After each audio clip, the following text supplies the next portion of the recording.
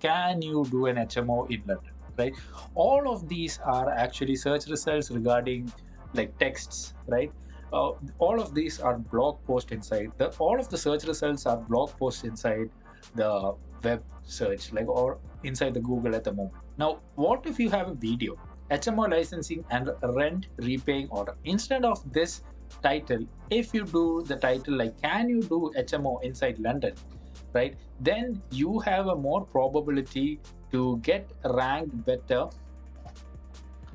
inside here, because your video will be coming here as an explanatory video, and then you can drive the traffic through your landing page or your own website or your YouTube channel or Instagram or any other social media, right? Now,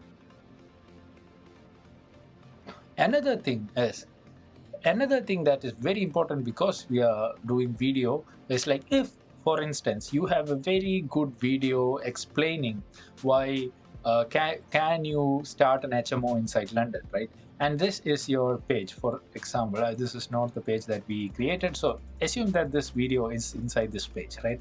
And the video is around 2 to 5 minutes, and the person who is actually walking through the video or watching the video through here, right?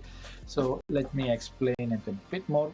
Now, if you see here, let me just put a video element here. Okay.